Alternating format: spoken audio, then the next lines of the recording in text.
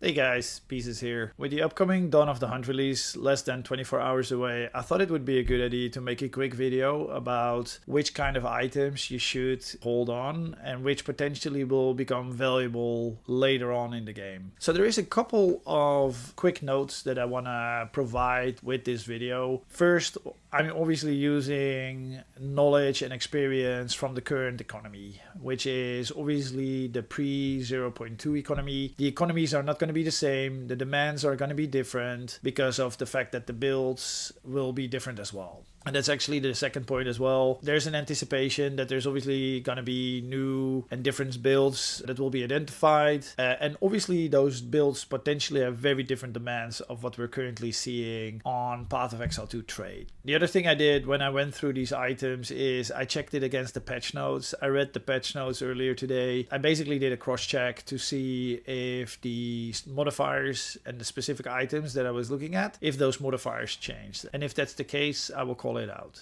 In principle, I'm covering endgame items, which basically means that it's about items with item level 81 or higher. However, the items and the modifiers will likely be important during leveling as well. Two more quick notes. I left out spears. There's obviously gonna be a separate piece of economy for spears. I left out staves as well. Currently, the demand for staves on PoE 2 trade is fairly low, so I didn't think it would be useful to mention these here. So let's jump into the items. I'll start with the Sceptre, which is obviously close to my heart because I'm playing an Infernalist. Sceptres in the current PoE 2 economy have been very pricey. I believe that's because the demand is fairly high and the supply of really good Sceptres with good modifiers is probably fairly low. Let's have a look at the modifiers. So the main priority to focus on when looking at Sceptres is the plus level to all minion skills. Currently, that modifier has a value up to 5. However, with the 0.2 patch, that will be reduced to 4. The other thing is that getting a Sceptre with 5 levels to all minion skills is very rare. The probability of that happening is extremely low. This is by far the most important modifier to focus on when you look at a Sceptre. The second modifier is percentages of additional spirit. I don't think it's very useful to give a specific percentage that you need to have, but I think we can assume that anything above 50 is considered good. The third modifier, which is considered really important for Sceptres, is for all allies in your presence to deal an additional percentage of increased damage. Then there is a list of modifiers that are really nice to have on Sceptres. We're talking about attack speed, we're talking about crit chance, crit damage. These are all great additional modifiers to the ones I just spoke about. The last one is very specific to the build you're using because it basically adds additional elemental damage. That's it for the Sceptre modifiers. Let's have a quick look at a couple of examples. So looking at the examples for Sceptres, we can divide them in two groups. We have offensive Sceptres and we have defensive Sceptres. The offensive Sceptres are the Omen Scepter and the Rattling Scepter. These are preferred for witch Infernalist builds,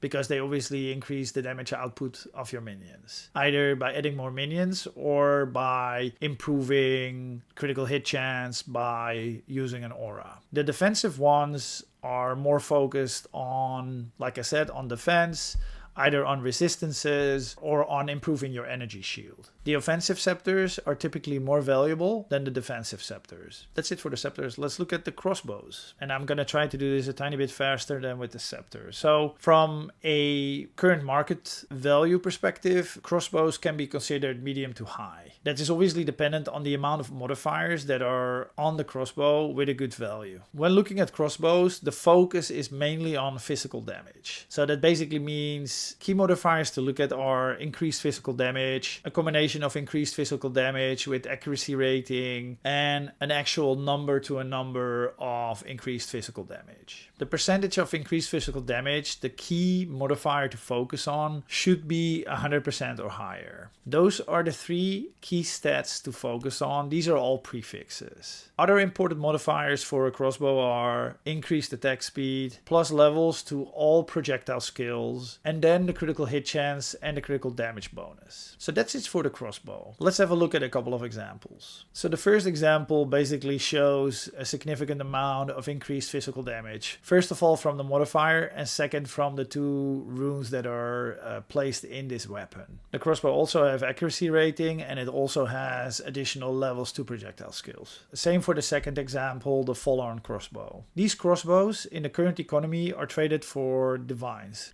So if you run into one of these, you probably want to hold on to it. So quick recap, look at increased physical damage, look at increased attack speed, and look at levels to all projectile skills. All right, let's look at the bow. The bow is actually fairly similar to the crossbow, surprisingly. So from a current market and economy perspective, the bow is also medium to high. As with the crossbow, the bow focuses on physical damage. So the key modifiers to focus on are again, percentage increased physical damage, a combination of percentage increased physical damage with accuracy rating, and again a number of additional physical damage. Those are your 3 key prefixes to focus on. Again, the percentage of increased physical damage that you want to target for a bow is 100% or higher. Other important modifiers are the plus level to all projectile skills. Again, they should be 5 or higher. So I checked the patch notes for both the crossbow and the bow, and there's, as far as I understand from the patch notes, there's no changes to the level to all projectile skills for crossbows and bows.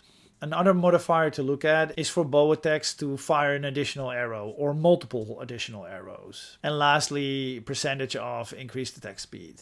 Let's look at a couple of examples. You can see it, like with the crossbow, the zealot bow, a lot of focus on physical damage, like we said. So there's the percentage increased physical damage, there's the number to a number of increased physical damage, and an additional 40% of physical damage because of the runes that are inserted in this weapon. There's a fairly low accuracy rating in this example, and this example has 5 levels to all projectile skills. If you find it, hold on to it. The dual string bow is fairly similar. The only difference that I want to call out is that this one has an implicit that allows to fire an additional arrow. If you find something with these modifiers, you probably want to hold on to it. That's it for the bow. Let's look at the two-hand mace. The two-hand mace from a market perspective and a pricing perspective is considered medium. That's probably related to the fact that this is a weapon that's mainly being used by the warrior class, which was not a very popular class during the last 4 months. Still, if you find a two-hand mace, they go for fairly good pricing. So if you find a good one, I still suggest you hold on to it. The fact that they're introducing this new ascendancy for the warrior might increase the demand for good two-hand maces significantly, right? So the current pricing and the current demand being medium might actually become high or very high. For the two-hand mace, the focus is like with the crossbow and with the bow is very much on physical damage. The damage that you do as a warrior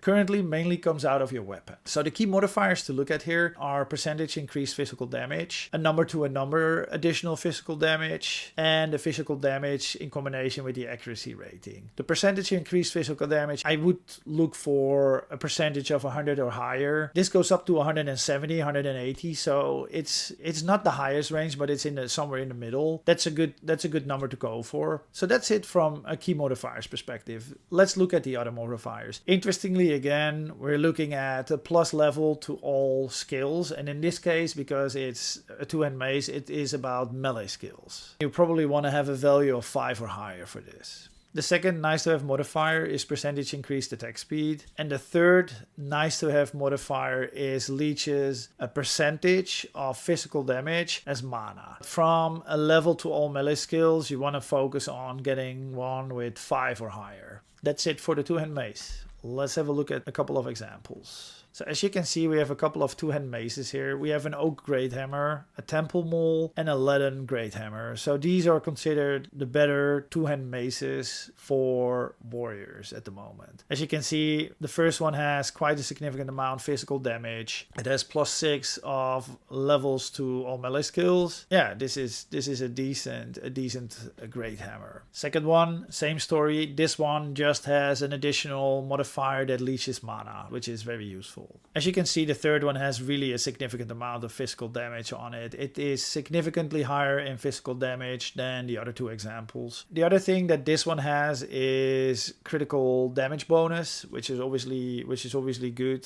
So these are all examples of two-hand maces that if you run into them, you want to hold on to them. That's it for the two-hand mace. Let's go to the next one, which is the Quarterstaff. The Quarterstaff, I was a bit in doubt if I wanted to include it in the overview. I think the demand and the pricing for Quarterstaffs at the moment is low, which means the demand on PoE 2 trade is not high, and the items that are there are not extremely expensive. The other thing is that things like a Quarterstaff take quite a lot of space in your inventory, so you want to take that in consideration as well. The main priority to focus on when you look at Quarterstaffs is the additional levels in melee skills.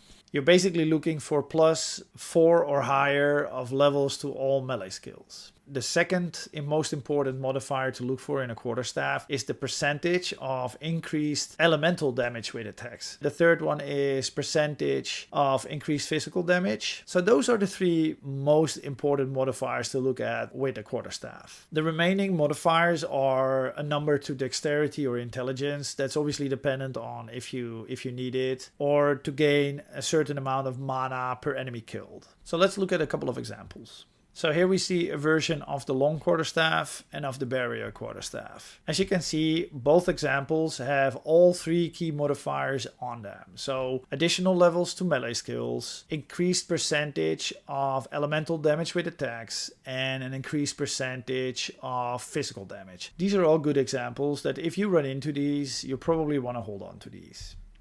I honestly don't know how valuable these are going to be in the 0.2 release, but still, there should still be a demand for it. So quick summary, Quarterstaffs are currently priced fairly low. Demand seems to be fairly low. The main modifier to focus on is additional levels to melee skills. In addition to that, you want to focus on additional elemental damage with attacks and additional physical damage. And the rest of your modifiers should go to either dexterity, intelligence, or gaining mana based on enemy kills. That's it for the Quarterstaffs. One more to go, the wands. In the current economy, wands go from medium to high pricing based on the number of modifiers and the value of the modifiers that are on the item.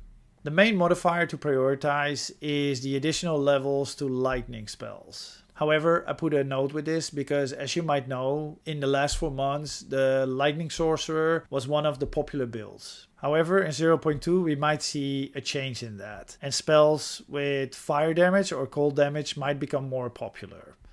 With that in mind, if you find a wand with either additional levels to lightning spells, cold spells, or fire spells, you should hold on to them. You're probably looking at 4 levels or higher. To keep it easy, in this example we will focus on lightning spells. However, if you find a cold or a fire spell, you obviously want to translate some of the other modifiers to match that elemental spell. The second modifier is closely tied to the first one, which is percentage of increased lightning damage. The third one is more generic, which is percentage of increased spell damage. Let's have a look at the nice to have modifiers. The first one is increased spell damage in combination with maximum mana. The next one is percentage increased cast speed. And then the last two are increased critical hit chance and increased critical damage bonus. Let's have a look at 2 examples. As you can see, both examples have additional levels in lightning spell skills. They also both have increased lightning damage and increased spell damage. The bottom one also has quite an amount of cast speed, which is obviously one of the nice to have modifiers, which obviously makes the wand really, really nice. These wands go for serious money in the current economy, and I think it's safe to assume that they probably will go for decent money in the 0.2 economy as well. That's it for the key items that you probably will run into, and if they have good modifiers and good values on them, that you want to hold on to. I myself use a little cheat sheet with these modifiers. It can be quite annoying to assess the value of items that drop that you're not really familiar with because you don't play the classes that use those items. I hope this helps you evaluate the items that drop for you, and hopefully you can earn some additional currency on these. As always, thank you for watching and see you in the next one.